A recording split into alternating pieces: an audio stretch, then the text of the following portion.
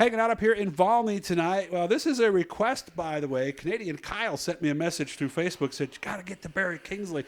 This will be just the second time I've chatted with him. I actually interviewed him back in the Dougster Diary days. This past season, he was in the 350 winged super division up at Oswego. Got a heat win, had a one podium finish. His second year in that somewhat new division, at least to Oswego. They've been running them Star Speedway for about 20 years. Let's see. Small block supers from 06 to 18, 3 wins there.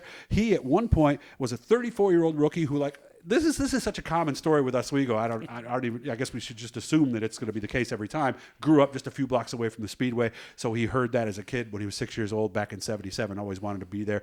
How we doing, man? I haven't talked to you in a couple years. Doing great. Glad the season's over with for right now, but doing okay. Just living life, getting my daughter ready for college, working, just life in general right now. So life in general is good for you outside of the bent-up pieces that are right there by your right hand. Yeah, they'll get fixed soon.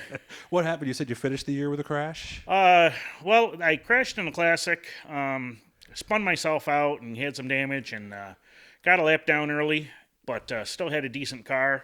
And I was racing with a couple guys that got together that weren't on the same lap as me, and got kind of involved in somebody else's crap, and took a hard lick into the wall and did some pretty big damage. But 2 weeks before that was a real bad flyer at Oswego in the third turn. The front axle broke, and there was no steering and no brakes, and right in you went. Right in, and it was a pretty. So hard the axle hit. got the brake lines, and then there you go, right? Yeah, there was no steering or anything. You were a passenger. That has to be a scary feeling, knowing there's nothing you can do, and here comes the wall. I saw the left front tire flop over with the broken axle, and from there on, everything was in slow motion. But there's still nothing you can do. Everybody tells me that it happens in slow motion. So, but you were fine. Oh, right? yeah. Okay. Yeah. So let's go back. 1977. You're probably in first grade, I would think, about that time. Is that about right? Yeah, about right. Barry? Okay. Yep. How close were you to the Speedway? I grew up about 4 blocks away from the Speedway, down the hill on East Utica and 10th Street, right there in the city of Oswego. Okay. I had my 2 older brothers were race fans. They went. I always wanted to tag along with them, but they weren't interested in bringing me to the races, and, cramping their style or anything like that. So eventually I talked them into bringing me every so often. And when I was old enough to ride my bike up the hill, really, I do my Saturday afternoon paper route and then go up to the races on my own. Did they have a bike rack up there at Oswego? Oh yeah, Speedway? yeah. Really? So you weren't the only one? Yeah, only no. Geez, I can probably think of a dozen of us kids really? from the neighborhood that used to do that up there. Nice. So how loud was it? I'm curious. At the house. At the house, it's weird, and people will tell you this now that live in Oswego. Sometimes you can hear them, and it's not that bad. Sometimes it sounds like they're running through your living room. Sometimes you can't hear them. Really? Okay. I'm out here all the way on Volney, and sometimes I can hear. Seriously, both. all the way out here? It depends on how the wind is. I can hear Fulton sometimes, and I can hear Oswego sometimes. Can you tell which is which? Are you that good? Oh, yeah, no, I can you tell can. which was Okay. which. Well, I'm going to come on. I very rarely hear Oswego because when they're usually running, I'm there. You can hear it pretty good when you're there. So did you get hooked up with people on a crew first or something? Well, it goes back to riding the bike in the neighborhood. Steve Joya Jr.'s house, his parents' house, and his garage where he kept his super modified and worked on it was around the corner, 2 blocks away, down the bottom of Albany Street Hill. And as soon as I was old enough to remember, I was there pestering Steve and his crew, and I wasn't the only one in the neighborhood. How old were you when you started pestering them? Oh, geez, probably 8, 9, 10 years old or so. So did you sweep the floor or something to start? My wife loves this story, but my weekly job there, he'd give me a little baby food jar full of red paint. Okay. And my job for every week was to fill in the nicks on the nose piece. Okay. Those cars were immaculately maintained, and just everything was always a work of art there. Some weeks, obviously, we needed more paint than others. Oh, yeah. Right? So, yeah. And some weeks, there was probably nothing to do, huh? Some weeks, yeah. Okay. I'm sure. So when did your role expand? When did I what? When did your role as a crew person expand? Probably in high school. I got involved with Tony Pafumi when he had his super at Oswego, and then went with some other guys. I helped out Howard Page for a lot of years. I actually moved to New Hampshire to help Doug Boisvert with the D&D racing for 2 years with his ISMA Super Modifieds. And when that was done, we moved back home, and I crewed for a couple other guys. And my last full season of being a crew chief was Danny Kapazinski's Oh, no kidding.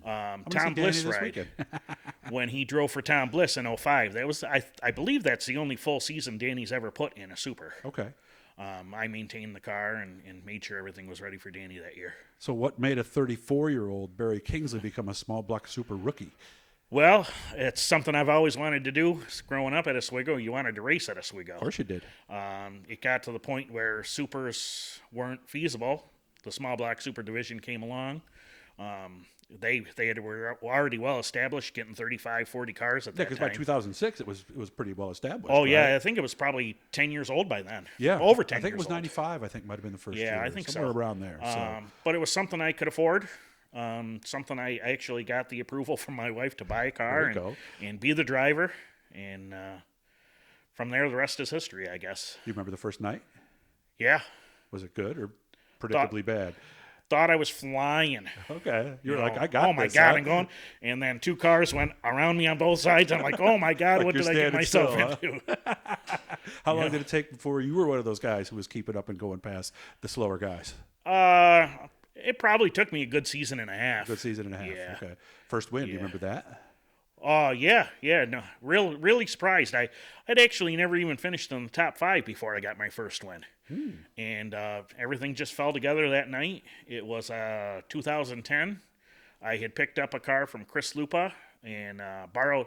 I think I bought the engine out of it, and instead of pulling the engine out of it, we just used his car for that season. Gotcha. And it was a Hedger car with a Doug Holmes engine and sounds like good stuff. Yeah, it was good stuff. It was definitely an upgrade for what I was in prior to that. So what brought you to this new division, this 350 Super? Well, the story goes is 2018, end of 2018 was my last season in the SBS car. They were switching to crate motors for the 2019 season, the 602 crates. And so I sold my car, still had my engine, and the Speedway announced that they were going to do this new 350 class. They allowed us to use our existing engines for that one season. So I talked to Craig Soper. He was one of my sponsors at the time in the SBS class, Lakeside Property Services. I talked him into getting us a couple of cars, and we changed it over. This was originally a big block car. I did all the changeover to make it a small block car, or a 350 car, and used my existing engine and went racing for the 2019 season. Nice. Happy with the move? Yeah, it was a big learning curve. These cars drive completely different. Because of the wing, right? The wing is huge. Mm-hmm. You know, you barely let the throttle breathe or the engine breathe going into the corners. You really have to trust it. Everything, the corner speed's so much faster. There's very little reaction time. There was a few of us that went from the SBS cars into the 350 wings that season. Dalton Doyle, Anthony Lacerdo, Mike Bruce, and we all had a big learning curve. You know, those guys adapted a little quicker than I did, but it was a lot of fun. And now he'll continue on next year in the same division. So again, we recorded this one back in October. We saved it for a while. We also did one with Barry where he reviewed his last season. So make sure to look for that. Search for his name right on the channel here, and you can put it in 2021 season review. That'll also help you get to any other season review interviews. Good to have a chat with you, man. And I hope you have a lot of fun. Let's make sure we keep in touch. Okay. All right. Thanks, Doug. Hit the blue E in the corner, guys. It'll subscribe. You'll have time of talking to somebody cool, doing a lot more stuff at Oswego. So if you got some requests or anything, make sure to let us know.